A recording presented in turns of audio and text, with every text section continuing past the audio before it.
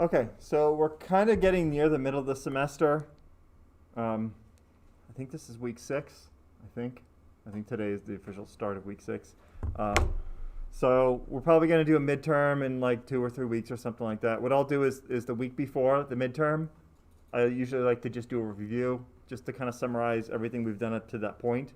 So just keep that in mind. If you think you're going to be out of town or something like that in a few weeks, and we'll just do it and do the exam in class like we would. Like there's nothing special about it. You just show up to class. You don't have to go to a testing center or anything like that. Okay, you're not going to need any scantrons or anything, and it's still a couple weeks away. I'll give some more details, but I just wanted you to just kind of start thinking about that. Okay, streaming, no dropped packets, perfect. As far as where we are in the course for assignments, so assignment number 3 should be graded. If you turn that in on time, you should have a grade for that. Okay, so that was, keep track of these due dates, by the way. All you have to do is click the assignment and it tells you the due date. So this one was due last week by the end of the day. And the only thing I'll note is that sometimes, so it doesn't default to 11:59. Sometimes it'll have a weird time. If you notice anything but 11:59, let me know and I'll change it. Okay, so if you see if it's like for like 5 p.m. or 3 p.m. or something like that, 11 a.m., some other weird time, just let me know. All the due dates for this class are by the end of the day. Okay. Did anybody have any questions about this? So what I usually do is before the midterm, I'll go through, the best way to study for the midterm is to go through these old assignments. And so what I'll usually do is just go through those old assignments and then give you the answers. But then once I've given you the answers, I can't accept anything after that. So the default rule is that I don't accept late work anyway, but I know some of you sometimes will have like special circumstances, like maybe you know, you just I okayed you to get have a few extra days. But after that, because I've given everybody the answers, I can't accept anything after that. Okay, so is that clear to everybody? So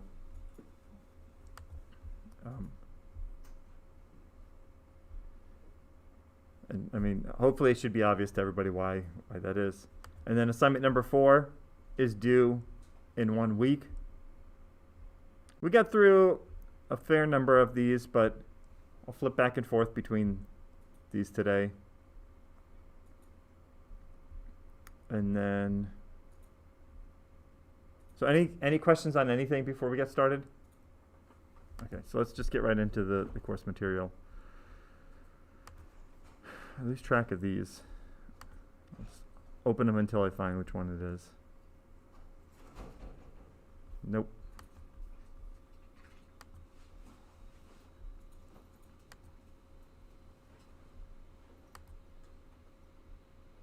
I think this is it. Okay, perfect. And just as a reminder, most of you probably already did this last week, but I would suggest copying this whole thing and pasting it into a Word document. And then as we go through the answers in class, which by the way is generally the best way to do these assignments, they're sort of based off of the book in that the PowerPoints are based off of the book and that's what we follow. But realistically, I try to have these assignments based mostly off of class discussions. Okay. So showing up and paying attention in class, or if you're watching at home, make sure you actually pay attention to the lecture videos. That's probably the best way to do these assignments. Every once in a while, I will notice that like I get some answers that have nothing to do with anything we talked about in class. I'm kind of telling you ahead of time. These are all based off of class discussions. So if you, I mean, everybody's here for lecture, but maybe middle of the semester, end of the semester, you're like, I don't really need to watch the lectures anymore. I know all this stuff. That's when I start to see answers that just have nothing to do with the class discussion. And obviously I'm going to take off points because it's supposed to be based off of what we talked about in class. Okay.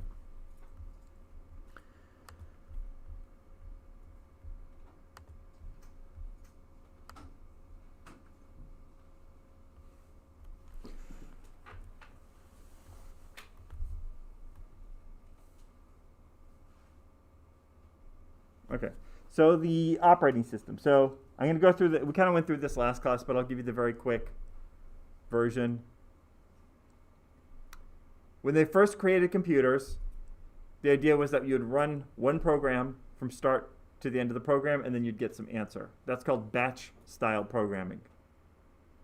And that worked okay, especially for early computers because they didn't have any other options. But it has some limitations. So imagine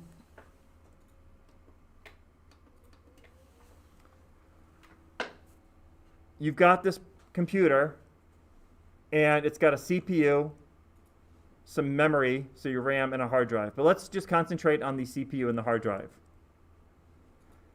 So the CPU runs very, very fast. What we say an order of magnitude faster than the rest of the computer. And the CPU is doing a bunch of work, and then it has to request something from the hard drive. Okay, well, what does it do while it's waiting for something from the hard drive? It just kind of sits there waiting, doing nothing. And what people thought of, they said, okay, well, that's not super efficient. What we can do instead is maybe run another program. And so while it's waiting for the hard drive to get the data, let's run a secondary program. Well, when that happens, you kind of have to coordinate everything. And that's the whole purpose of the operating system, is to coordinate all these different things happening at the same time. When you just have one program running, life is actually very simple. It's not until you start running multiple programs that you have to say, okay, these two programs requested the hard drive at the same time. What do I do with that? Who gets it first? Maybe it's not necessarily like what they call first come, first serve. Maybe there's a program that's more important. Maybe there's something that runs low priority in the background every once in a while, like just to check to see if any printer's online. Does that really need priority? And this is what the operating system handles.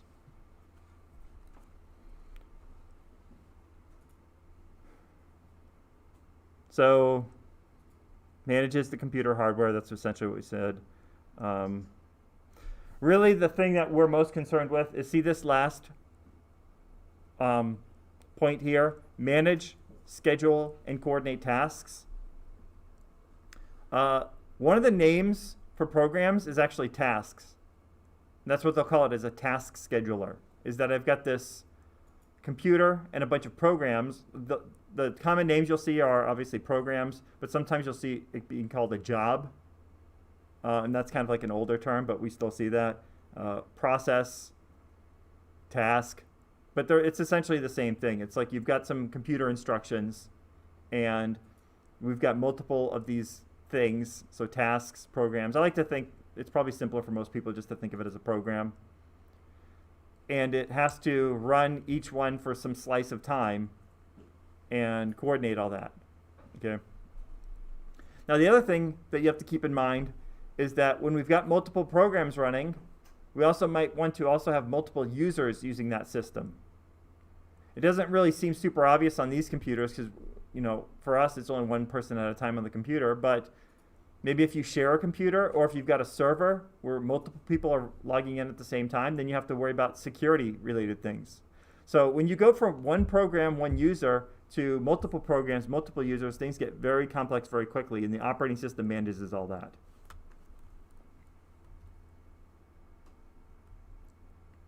So we went through this. We talked about the different lineages, I guess would be the correct term, of operating systems.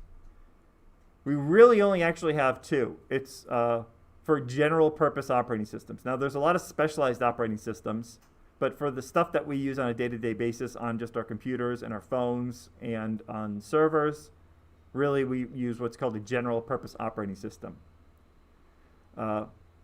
Versus, say, like inside your car's computer, they're not just going to use Windows. Like maybe for the what they call the infotainment, but the core things like the fuel injection, the anti-lock brakes, the airbags, those sorts of things. By the way, those are, I'm sure this is not news to anybody, but cars are computerized these days. They run many, many different computers, essentially chips, and they'll run a special type of operating system, often called a real-time operating system. Sometimes you'll hear the term RTOS, R-T-O-S, real-time operating system.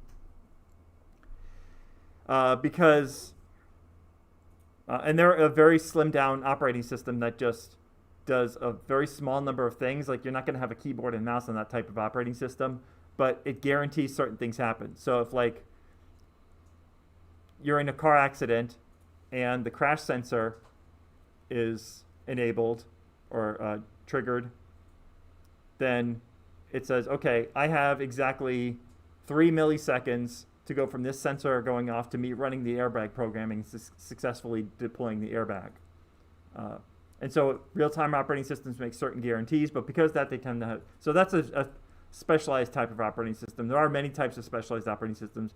Mostly what we're going to talk about in this class is just general stuff. Your Windows, Mac, Android, iOS, those sorts of operating systems, okay? It used to be at one point, we might have like a specialized server operating system, and they've really all kind of merged. The stuff that you run on a server in a phone may seem vastly different from the user interface, which we'll talk about. But in practice, the core internals are actually, they're very much the same. You're going to have something to manage the different, what's called a task scheduler, something to like the drivers for interacting with the hardware. All that stuff is generally the same. There's a huge amount of overlap, and then oftentimes what they'll do is they'll take that core operating system and they'll just make some adjustments to make it work better on servers or better on the desktop. But essentially they're the same operating system. So a good example is a server operating system generally doesn't care how much power it uses, and so it can just run at full speed all the time. You don't tend to see a whole lot of power management on the server.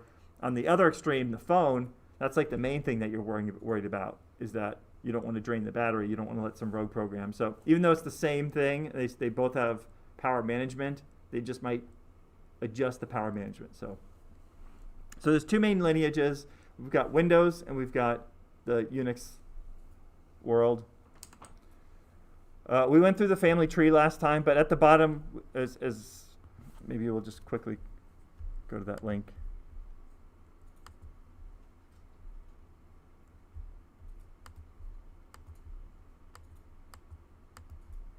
You can see all the way back to the 1970s at AT&T, Bell Labs, actually technically late 60s, they created an operating system called Unix, which is based off of another operating system called Multics. It's a really interesting history if you ever want to read it. It's pretty well documented. But we could waste many lectures talking about that. But what happened is back then it was very common for companies, like if I wrote a program, I could sell the source code, and other companies or research institutes like universities might make modifications. And so you can see here that was very common. So AT&T wrote it, but they worked a lot with Berkeley. They worked a lot with a company called Sun Microsystems, HP. You can see these all have direct lines, and so they would do licensing and other things like that. Now you can see kind of in the 80s and 90s, there's a huge number of these, and this doesn't even scratch the surface. There were probably, I don't think I would be exaggerating to say if there was maybe at least dozens, maybe hundreds of these different variants, because people would just do like a slight variant and then, but anyway, there's a huge number of these. Most of them ended up folding or going out of business or losing interest, because what happened was, when you've got 100 different choices and they're all just a little bit different, it's very difficult to emerge as like a market leader. You know, when you've just got the same thing over and over and over again, and it's just, they all just are just a little bit different. So what ended up happening is that at the same time, off to the side, Microsoft decided to go the Windows route, and they didn't want to compete in this landscape of what were called Unix clones. I think there's a whole probably Wikipedia article. So they would call this the battle of the Unix clones, and they were just all these different Unix operating systems that were almost the exact same. It's kind of weird to think about, because we don't really think about it. Like, we don't have 100 different versions of Windows from different companies. We get our very small number of versions of Windows from Microsoft. And these days they're essentially the same. Really, our choices come down to, for most people, it's just like the desktop or server version, but it's pretty small. Yeah. However, we do have 100 different versions of Android because each company has their own skin that they put on top of it, so each phone is different. Yeah, sort of, and that's a good point. If we, I want to talk about that because that's good, but if we have time at the end of class, I want to talk about that more because that's a good point. So what ended up happening is most of these companies, like Sun, ended up getting bought out by Oracle. AIX was IBM's, and I think AIX is still around, but IBM doesn't. IBM is pretty much on Linux now. Solaris was based out of Sun. Most of these, what happened is, and these Unix operating systems were also very, very expensive. And so there's this guy, Linus Torvalds, while he was in college, created a Unix clone, a Unix-like operating system. Notice that you don't see any lines going all the way back. Every other one of these, they would go through the process with AT&T and actually license Unix. But notice that you see one down here that doesn't. And that's Linux. And when he created it, it was just kind of like I'm going to create this to be Unix-like. I don't really care about compatibility. I don't really care about, from what I could tell, making it a commercial product. He just wanted to make an open source product that people would actually use. Because it was open source, it got very popular very quick. Let's just say that, between the research communities and hobbyists. And then eventually companies started to realize that, well, it's kind of a waste of resources, us developing dozens of these Unix clones that are only slightly different. Let's all kind of pool our resources, because at the time Windows was getting huge. This is like during the 90s. And so in the late 90s, early 2000s, you started to see a lot of these big companies. IBM was probably the first. I remember reading about this. They did this big press release that they're going to, over the next, say, 3 years or something like that, they were going to invest $1 billion with a B into the Linux and open source ecosystem. And then you see other companies like HP and then Google, as Google started to get larger. They all started to really just say, okay, kind of a waste of time to make 50 variants of this. Let's just make one operating system, or kind of pool our resources into one operating system. And then we can concentrate on other things on top. Because at that point, operating systems were sort of becoming what's known as a commodity. As in, like, yeah, I'm not going to pay a bunch of money for an operating system because there's all these other operating systems out there that are cheap. What makes your operating system so great that I should spend a bunch of money? And so what a lot of these companies did was they said, okay, well, the operating system is free, and what you're going to pay for is additional things. So like maybe, for example, we make an email server that runs on top of Linux. Maybe we could charge you for the email server, things like that, or other services like you get the idea. Is the operating system was just assumed at that point, and then what they started to do is, okay, everybody's got the same platform that we're working off of. Let's start to go in that direction. But you do see a few here that are still in common use today. Obviously Linux, but notice here that you see Mac OS. I don't know if did I go into the next step history at all? This is kind of an interesting operating system. So how many people know that Steve Jobs got fired from Apple, his own company? You've heard that story? Yeah. So it's kind of funny. In the not funny, but in the 80s, there's, I'm sure, many reasons. It's probably don't know the whole story, but long story short is he got fired from Apple, the company he helped found, and he said, okay, well, I'm going to work on a new company. And the company was called Next, and the operating system was called Next Step, and you can see that's Unix-based. And so he actually had a whole separate company in the late 80s and 90s called Next. Eventually, Apple ran into some like financial problems and just many problems, and they eventually hired Steve Jobs back. They said, please save our company. We're going to go bankrupt. And but while he was at Next, so Next itself, the hardware and software was really never that popular, but it was very good. It was just, I think at the time, it was just kind of expensive. You're competing against Microsoft and IBM and these other large companies. It's kind of difficult. But the software and the hardware was actually pretty good. So what he did is he took a lot of that technology, and I think technically Apple bought Next to get Steve Jobs back. I think that was the way it happened. And they took a lot of that technology, and a lot of that technology ended up becoming the current iteration of Mac operating system, which we just called OS X. And then they have their different minor revisions since then. But like the major, I think it was, I guess it's, going on almost 20 years now. And if you ever do iOS development, you'll see the acronym NS almost anywhere. Has anybody ever done iOS development in here? You'll see this all the time in the APIs, and I never really got it. I was like, well, NS, that must be a prefix for something. And then it turned out, okay, that's actually next step. So this is actually going, a lot of this technology, and they created a language called Objective-C, which some of you may have heard of. All this came out of this company called Next. Little piece of history, the guy who made the web, the World Wide Web, Tim Berners-Lee, he actually made that on one of these next step computers. Kind of interesting little history. So, but you can see that still survives today. So out of this big giant mess of a bunch of different Unix clones that were almost all the exact same, really we have a few that are still in common usage. Minix is mostly a research operating system. So if you take an operating systems class at certain universities, it's like a simplified educational research operating system. It's not really meant for high-scale production, like to run Netflix off of or something like that, but it's mostly an educational operating system. Linux, I'm sure many of you have heard of, and that is kind of the default Unix clone or Unix-like environment for the most part these days. But we also have Mac OS and all the variants, like iOS. Same thing with Linux and its variants, Android. There's a few here that aren't in as common usage. So BSD stands for Berkeley Software Distribution. And notice this actually goes all the way back. One of the early developers of Unix was the University of California at Berkeley.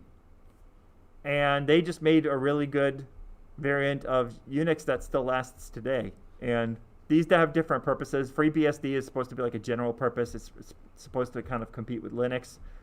NetBSD is supposed to be a Unix operating system that you can run on almost anything. The joke is that you can run NetBSD on a toaster because it runs on anything with a CPU pretty much. OpenBSD is meant for security. These aren't in as common usage. AIX, I'm seeing a lot of red around these, so I'm wondering if the key means that they're, oh no, it just means that they're closed source. I think these are technically still developed, but I think their days are numbered. You're just not going to see a whole lot of new projects saying, "Hey, we're gonna build a startup and we're going to base it off of AIX." If somebody's got a startup, most likely it's going to be Linux or maybe FreeBSD. FreeBSD is actually, I've heard, I don't know if it's true, that they use a lot of it at Netflix. So I don't know if that's true. That's just what I've heard. So that's kind of the Unix side of things. Windows is a lot simpler because Microsoft held control very tightly. And so it's just like, it just kind of goes through. Every once in a while, you'll see they branched off with different versions.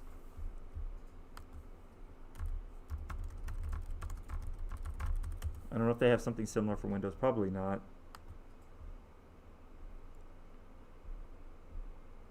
Yeah, so for the most part, it's a linear timeline, especially once we get to Windows 95.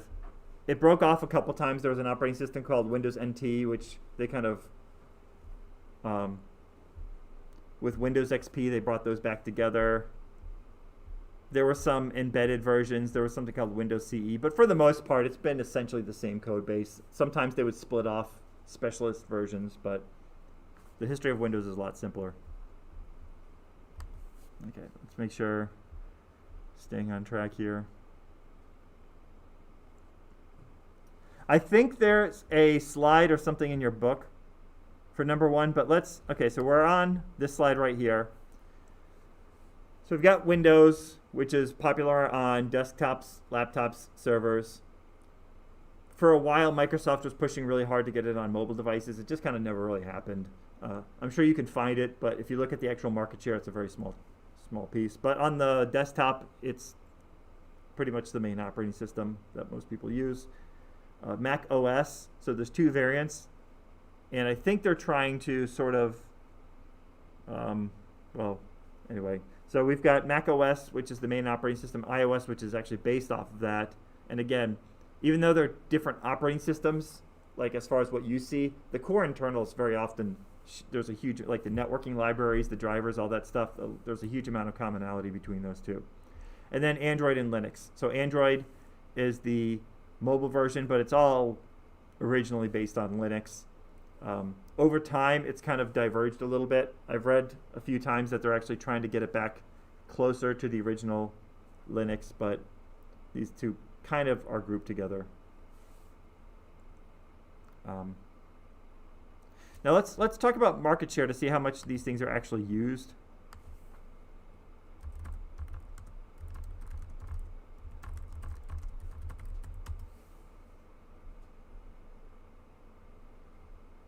I think this is the site.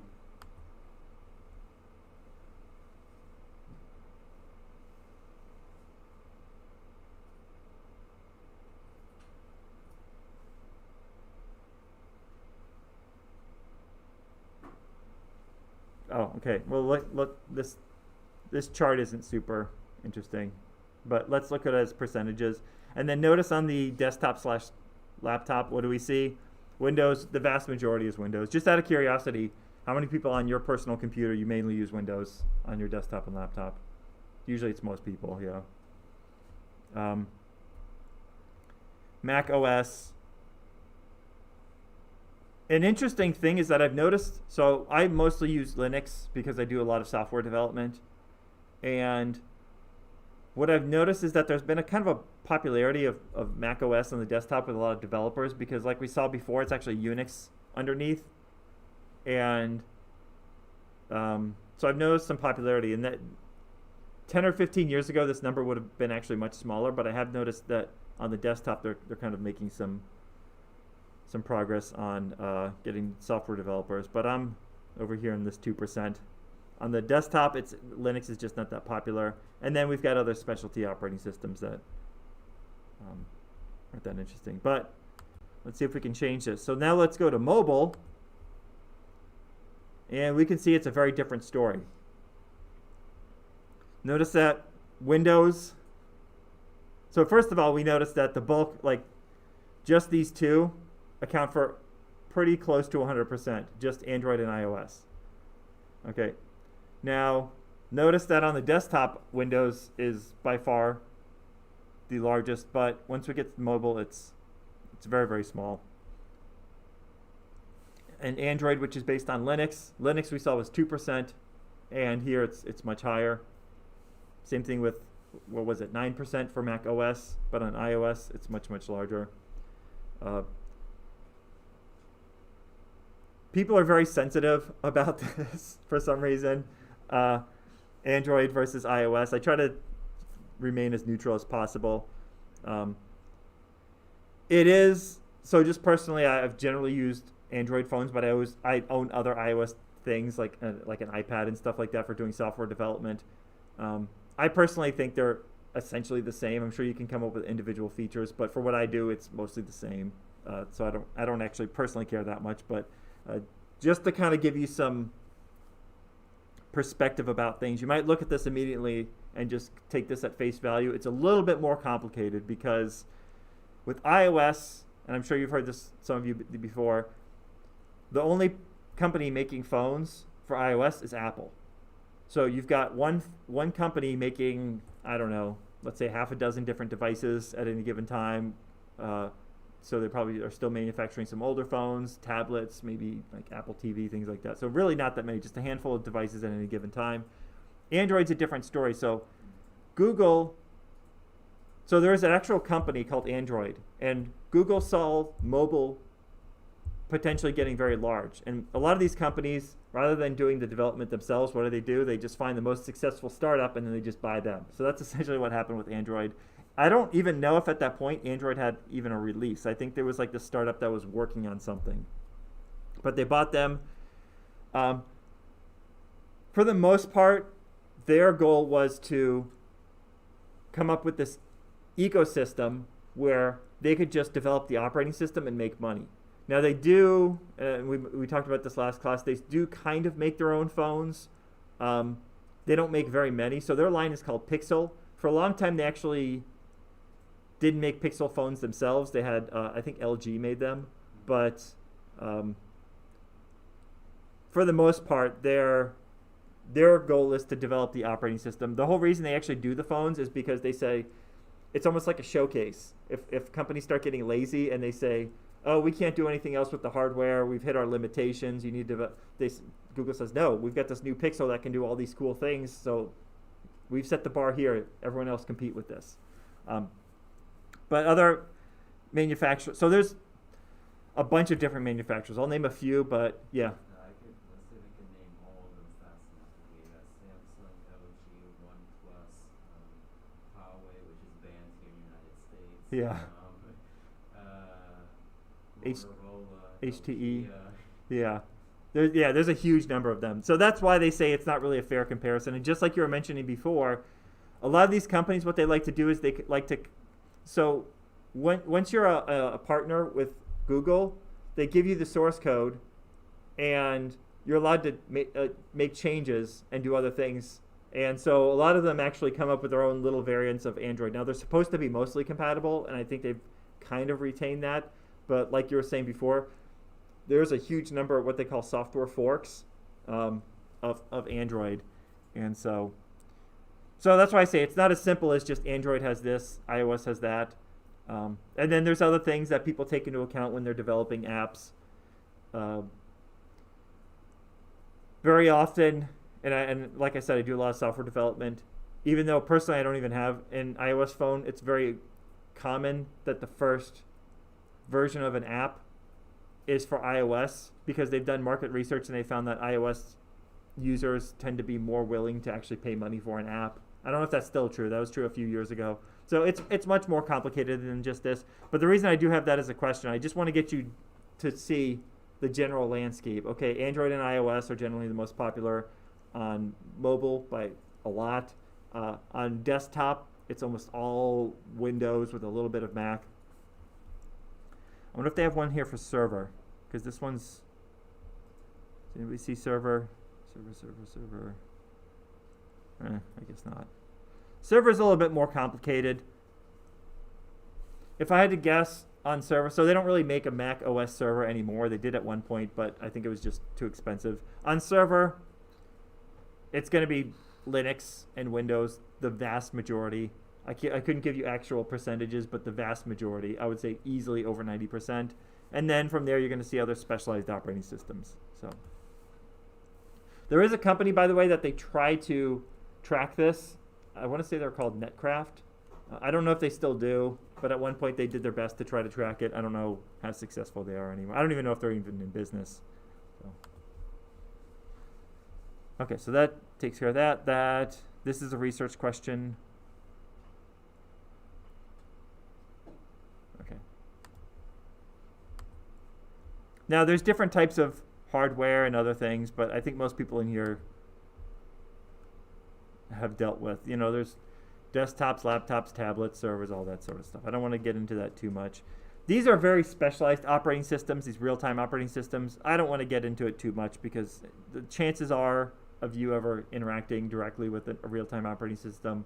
Now, you use them in that, like, you drive your car and stuff, but opening one up and getting into the internals of it are very, very low. So, as I've already mentioned, I really like this diagram here because that's essentially what the operating system does. It has to coordinate access to hardware. It has to coordinate user security, file-based security, and who's allowed to do what at any given time, and just all these things. And it's kind of like the conductor. It keeps everything in line.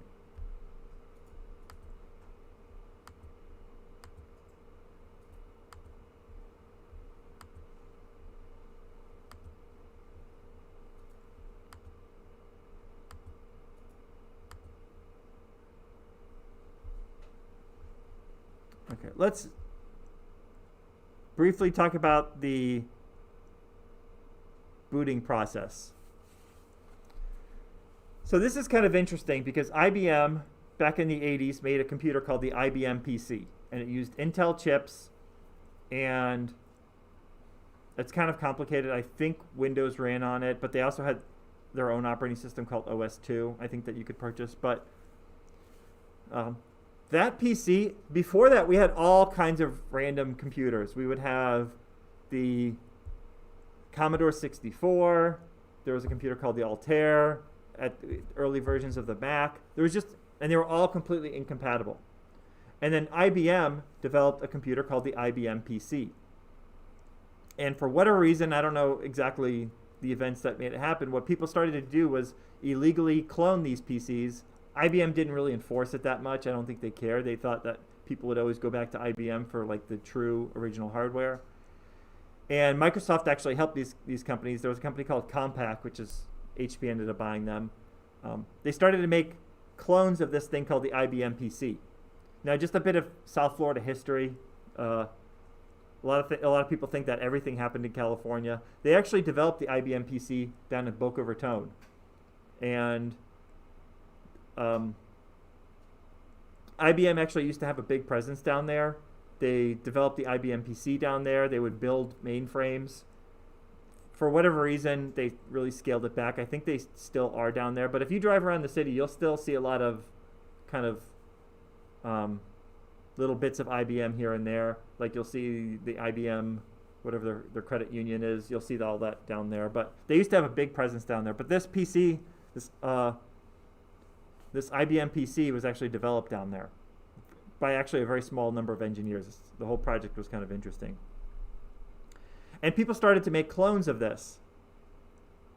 It's, I guess the equivalent today would be, imagine if a bunch of companies just started making iPhone clones, which would probably never happen because Apple would sue them. But imagine, I guess that'd be the equivalent, is that you've got like this main product, but people start making direct clones that you can actually run iOS.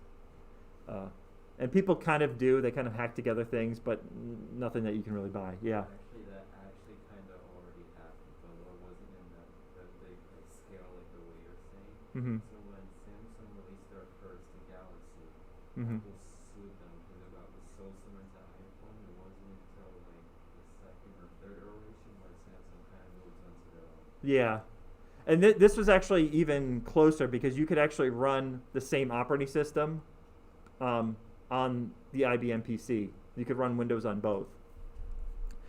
And so to this day, and so what happens is that's when we saw the big explosion of cheap commodity hardware in the 90s, where it went from like computers getting a little bit faster and a little bit more interesting to, in the 90s, it really just went from like, if you look at from 1990 to 2000, the computing landscape was completely different.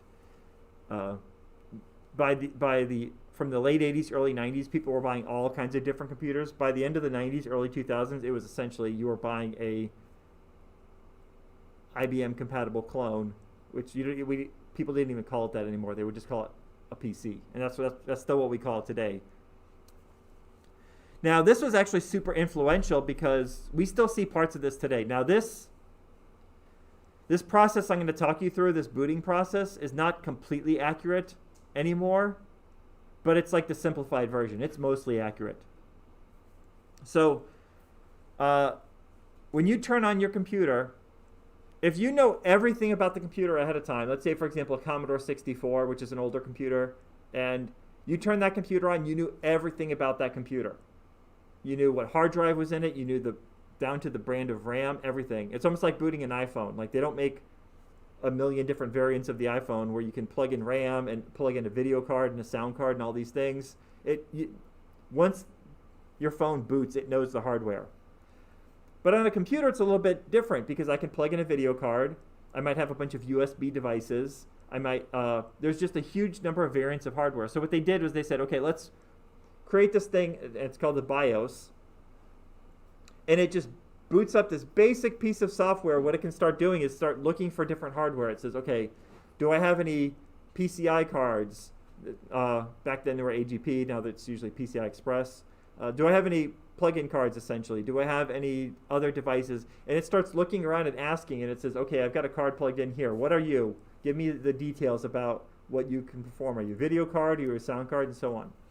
And so the BIOS would go around, and it stands for Basic Input Output System. It just would look for it could handle very, very basic things. It could just essentially ask the hardware what it is. Then it goes through this process called the power on self-test. It's so basic, it's almost useless. It just basically says, okay, do I have RAM? Can I communicate with that RAM? It's extremely, extremely basic. Sometimes you'll hear the acronym POST. Once it knows that okay, here's my hardware, I've got a working computer, everything on the hardware side seems to work, then what it does is it jumps over to the operating system and it says, okay, operating system, here's everything I gathered about all the hardware that's present on the system. And then from there, the operating system says, okay, I'm going to go through and you've got this USB device attached, so I'm going to load the driver for this USB device. You've got this video card, I'm going to start loading drivers. And then from there, it goes from the core operating system, like if you're on a Windows system, when you see that little Windows loading screen, that's kind of what's happening, to then you get a desktop, and then from there, you can start to actually use the thing. But that's the basic process, is that goes from this thing called the BIOS, which when it boots, it says, I don't know any of the hardware that's present. Versus, again, if I manufacture an iPhone, I can hard code all the hardware that's present, because it's not like you can open an iPhone up and add your own video card. It's all the hardware that's present. A PC is a little bit different because there's just so many ways to expand it.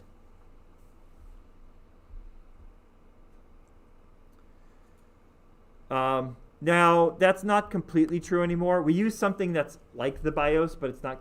They don't call it the BIOS anymore. But it still performs essentially the same task. If anybody's ever heard of EFI or U, that's a more modern version of the BIOS. The BIOS was created in the 80s, and it was very I don't think anybody had anticipated it still being around in 2020, which it still is. Most motherboards you can enable compatibility or BIOS mode, but they've got a better version now. It helps. It used to be that if you had a laptop, you don't even think twice about it today. If you close the laptop lid and you want your computer to go to sleep, there's a good chance it's going to work correctly. Laptops from the early 2000s and late 90s, it was like you close it, you hoped that it actually went to sleep, because the BIOS was never really meant to handle advanced tasks like that. But this new thing called UEFI is pretty good about handling those sorts of things.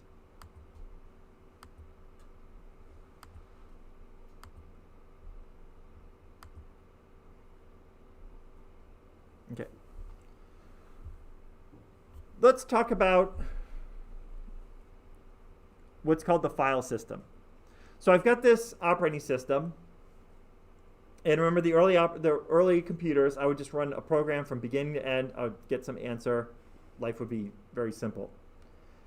Then all of a sudden people wanted to start running multiple programs on the same computer and multiple users, and things start to get more complicated. Especially you might want to start storing data. And we've got this thing called the hard drive, and I need to take all these files, all this data that I'm dealing with, and I need to organize it in some manner. And that's where we get this thing called the file system. Now it's kind of complicated, the actual internals of the file system, but the short version is that essentially it just is a way to manage all your files and folders. Now all the mechanics and internals that happen underneath that are very complicated. Different operating systems actually have different file systems. So on Windows, for a long time, it was called FAT, File Allocation Table, and they made a few different versions. They have one called FAT16, FAT32. If you have a flash drive, maybe you'll see one called exFAT, which was supposed to be a modern version. But for the most part, does anybody know the file system that you generally use on a Windows desktop? Probably 90% of the time. If you get a computer from the store, it's called NTFS.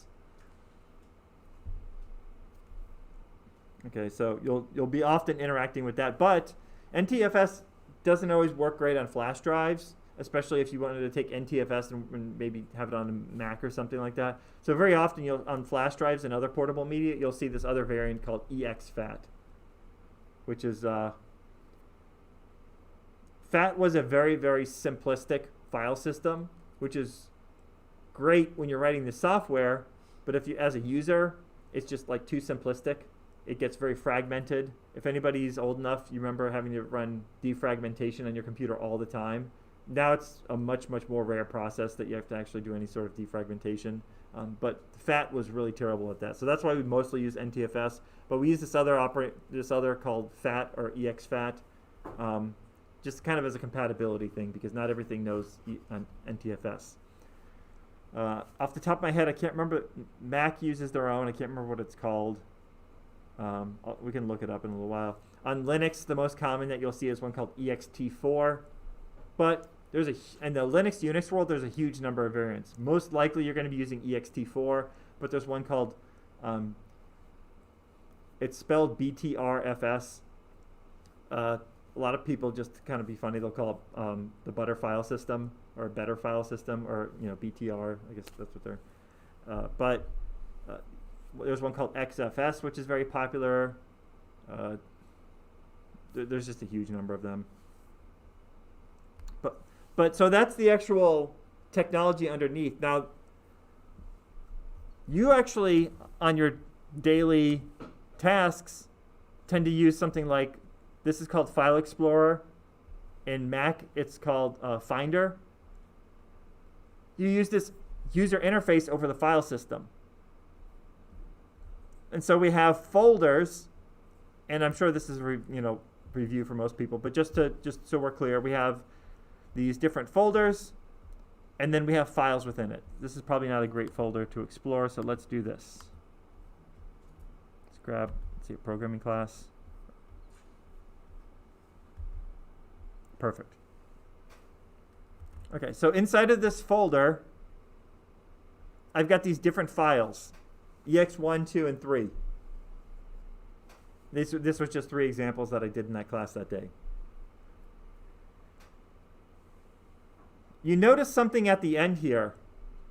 So this is a C++ file, so .cpp for .c++.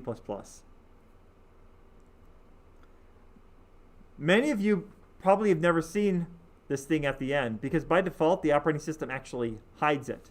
File Explorer or Finder, they tend to hide this. This thing is called a file extension. These go all the way back to the 80s, maybe even earlier. So let's talk about file extensions because they're kind of important. If I've got a file on my computer and I'm using a graphical interface like this and I just click this file to open it, how does the operating system know what kind of file it is, what program to open it with, all that stuff? We kind of don't even think twice about it, but how does the operating system actually know what type of file this is? So there's 2 approaches. One is very simple. When I create the file, I just do a dot at the end of the name of the file, and in this case it's C++, but if it's a Word document, I might have like .doc or .docx. If it's a PDF, it would be .pdf. If it's like a music file, it might be like .mp3. That's a very simple system. It's just when I create the file, I put this little thing called a file extension to let the operating system know what type of file it is. The other way is to actually look inside the file and use all kinds of advanced statistics and probability and say, okay, this kind of looks like a C++ file.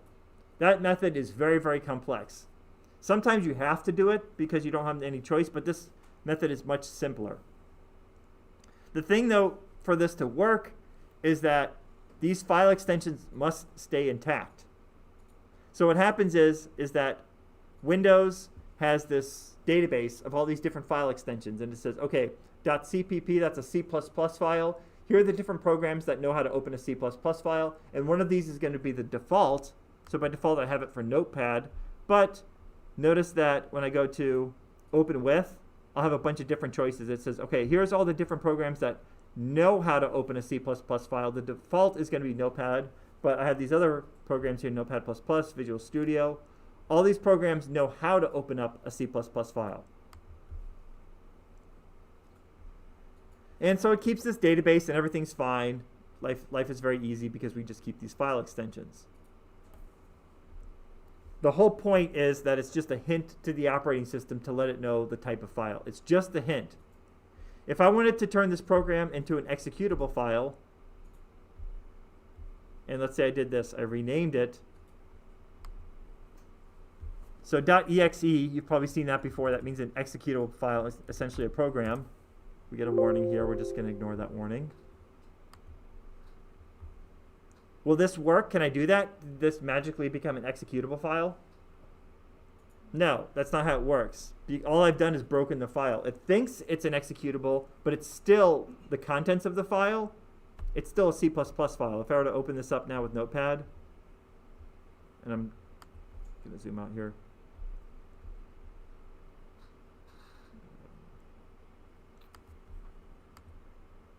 Let's see if we can do like this. I think if I do Shift, we'll do Notepad++.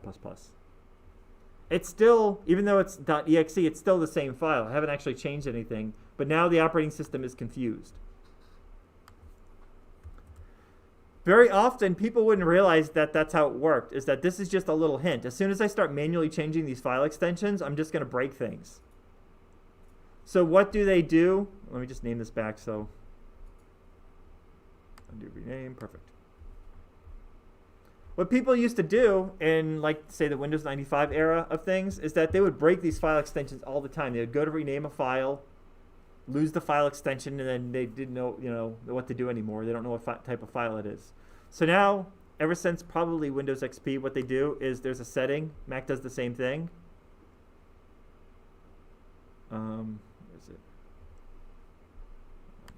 So sorry, it's a little too difficult to navigate. So there's okay. So there's a checkbox right here that says file name extensions. By default, this is off, and it makes it so that you can't accidentally break your file. Because I know what I'm doing with them, I just leave it on.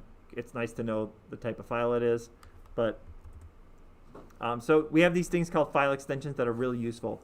If you're going to be working in IT at all, it's very important that you understand this, because you're going to be dealing with these different types of files and file extensions all the time. So make sure you understand these file extensions and what they do, their purpose, that you can't just rename them. I think one of the most common things I've seen is that, like, people would have, say, for example, a JPEG image, .jpg, and they'd say, oh, well, I want this as a PNG image. Well, let's do music files. That one probably most people would understand. So there's two common file formats for music. There's more, but let's just say we have MP3, and there's another called WMA for Windows Media Audio. And let's say, for example, that I have a WMA file, and I'm like, no, I want to load that on my MP3 player. Let me convert that into an MP3. What a lot of people would do is just simply rename the file extension. You can't just do that. That's not how you convert files. And so I think that's where a lot of this where they decided to hide file extensions. They just said, people are just breaking these way too often. Let's just make it like an extra little hurdle so that only people who know what file extensions are, they see this. So if you ever take a programming class with me, one of the first things I'll have you do is check this so you can see the file extensions, because it's kind of an important thing if you're going to be doing anything interesting. But that's that. So we have the file system that handles all these files and folders. And then on top of that, we get like a nice little user interface. In this case, it's File Explorer, but on Mac, it's Finder. And it lets us go through and manage all these files and folders just with a keyboard and mouse. We don't have to actually write code to do anything. And once we have these files, if I want to do something like click it and run the file, we have these things called file extensions. And Windows keeps a database and says, okay, this different file extension knows, or this program knows how to handle these different file extensions. And by default, we have one program that's a default for each file extension, which you can change. But like, for example, if I wanted to make it so that in the future, notice that there's this check mark here. Always use this. Now if I change this to Notepad++, notice that the icon changes, and then now in the future it's always going to open it up with this program called Notepad++. So it just keeps a little database of what each file extension is.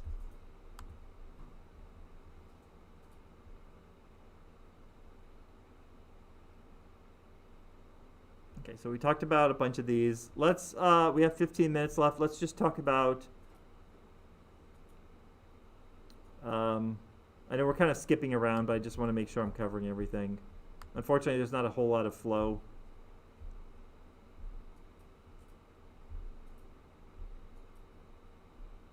to this.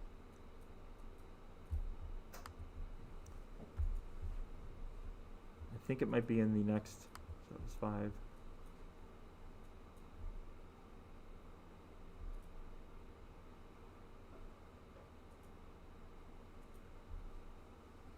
Any day.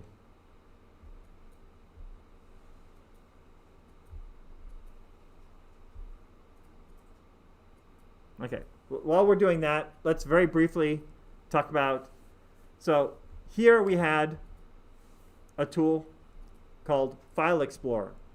This is what's called a graphical user interface. And I'm sure there's a very technical definition, but I think most people, when they see a graphical interface, can recognize it. This was actually all developed by, strangely enough, Xerox in the 70s or maybe 80s, probably 70s. And they developed the keyboard and mouse. Xerox didn't know what they had, and they eventually, I think, licensed or sold off a lot of that technology. But this is what's called a graphical user interface. Now, again, it's just one of those things, when you see it, you know it's a graphical interface. It's got icons. I can use my keyboard and mouse. I can click around. Before that, you would typically have, it's not Notepad, command prompt. This is how you typically interacted with your operating system. There was no mouse. What you'd have to do is type in commands. And we've already interacted with one command line program, ipconfig. So we can see here what are the main differences. So with a command line based environment, I just type in text. I generally can't use my mouse. There's no graphics or icons. I don't have a windowing system. Notice that I can't like open a bunch of programs inside of here and window them around like I can here. So here I have my Firefox window, my PowerPoint window, and you can't really do that here. You can run multiple programs at the same time, but it's kind of complicated. You have to, and it's not the same. So with a graphical interface, we have these things called windowing systems. So let's try again here.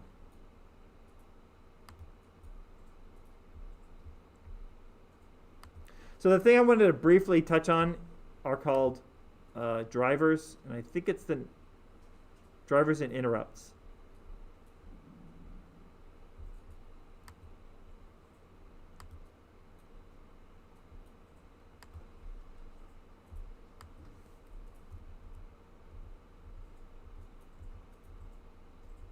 No, okay, we'll just talk about them. Okay. So we already talked about the BIOS. When your computer boots, it doesn't know anything about the hardware. And it has to go through this process of probing the hardware and saying, okay, who's connected in this slot? What are you? Are you a video card? What are your capabilities? Those sorts of things. What addresses do you use? Now, imagine if Windows had every single support for every single piece of hardware ever created. It would be a gigantic operating system, and it's not really necessary because for the most part, the hardware you have in front of you is a very, very, very small fraction of the hardware that was ever created. So you don't need to have support for every single piece of hardware ever created inside the operating system. So what they did is they came up with a system called drivers. And the idea of a driver is it's a modular piece of software that when you discover, say for example, that I have a certain video card, it'll insert that driver into the kernel. The kernel is like the main core thing in the operating system. Remember we were talking about before how it's all the task scheduling and all that stuff? It actually inserts it into what's called the kernel, essentially the operating system. And this is a nice system because then you only have to have the drivers loaded in the operating system for the hardware you're actually using. Those millions of other pieces of hardware that people have created over the past 50 years, you don't care anything about that because it's not present. Okay, so it makes it for a very good system. But fundamentally, the way the operating system works is that it has two modes. It has the operating system and then has the applications around it. Remember, the whole point of the operating system is to be able to run multiple programs at the same time. Now, for that to happen, the operating system has to be able to manage all those programs. So the operating system is special, this thing called the kernel. It has special privileges. It can do things that, imagine it's the conductor. It can do things that no other regular program can. So what often happens is that like a regular program can crash and it doesn't crash your whole operating system. I'm sure most people have had a piece of software crash before, like say, for example, your browser. If your browser crashes, most of the time you don't have to reboot your computer. Usually you just close the browser and open up another browser session. Same thing with Microsoft Word. Usually it doesn't take down the whole operating system because the kernel, the main thing, is still running and managing everything. But hardware is a little bit different. Hardware is special because I can't just run hardware in what's called user space very easily. For performance reasons, what they actually do is they take that driver and it becomes a part of the kernel.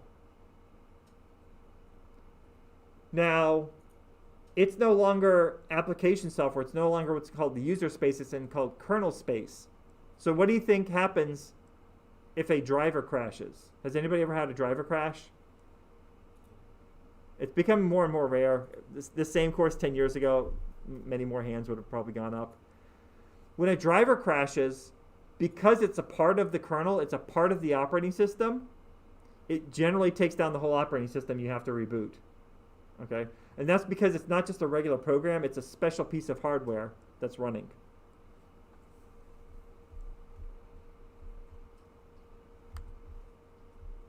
I'm sorry, I said a special piece of. It's a special piece of It's a special piece of software that manages generally hardware, and it gets inserted inside the operating system.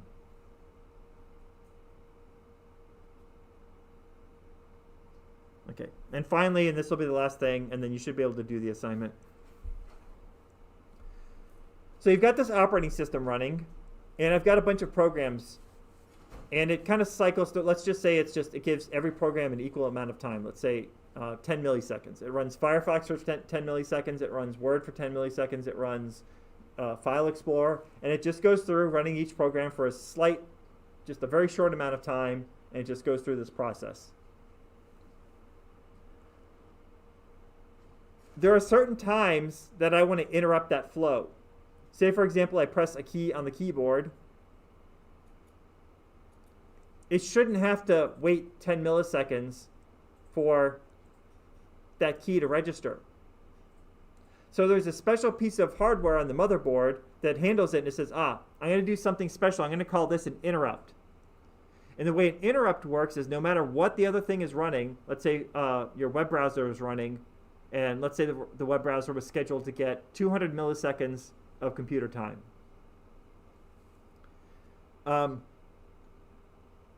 If I press a key on the keyboard, I don't want to sit and have to wait 200 milliseconds. I want to handle it right away.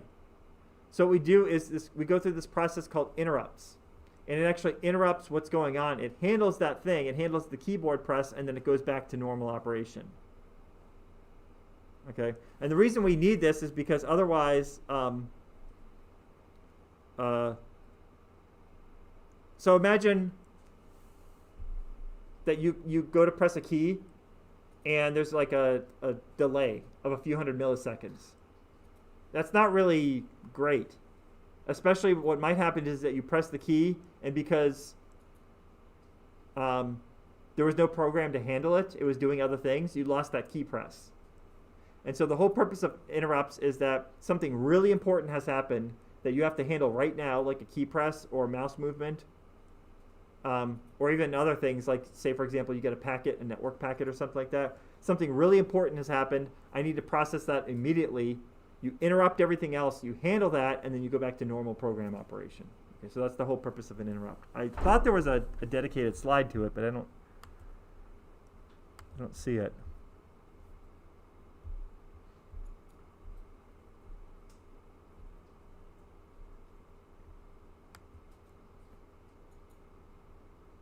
Yeah, this slide kind of talks about it a little bit. So the idea is that basically you're doing something, you've got normal program flow, and then it interrupts, something happens in between, it handles it, and it goes back to normal operation. Okay, so I think that sort of handles everything. I know we jump around a little bit. It's because not every slide is important, and that's just kind of how the slides are. They jump around. But okay, so number 1 we talked about today. Number 2 we talked about a little bit today, but we also talked about it last time. This is a research question. So we talked about that Microsoft really has put most of their money in on Windows. as far as operating systems goes, but they did for a short while attempt a Unix-based operating system. It didn't really go anywhere, didn't last long, but it's kind of an interesting bit of history. So research that. We talked about this. In summary, the basic idea is that when you load a driver, it actually becomes a part of the kernel. And when the kernel crashes, everything crashes. But application software, it's kind of like in this separate thing that if it crashes, the term we use is sandbox. It's kind of like if it crashes, because we've got it separate, it doesn't take down the whole operating system. But just fundamentally, the way a driver works, there's not really a nice way to handle it separate. There are these things called microkernels, but it's kind of outside of the scope of what we're talking about. This is sort of a research thing, but we kind of talked about it today a little bit. I actually accept a few different answers.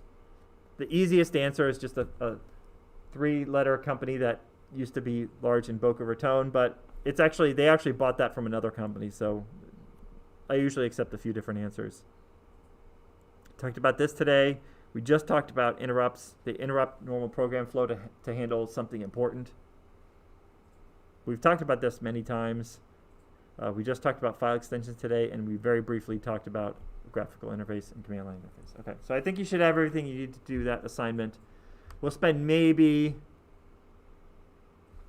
20 minutes next class to answer any questions, anything anybody's confused about. It's due next class, but I think for most people you can get it finished today. And then we'll move on to the next chapter is about hardware. Okay, and then in this chapter we'll get into some more details. Okay, so any questions on anything? Okay, so a few minutes.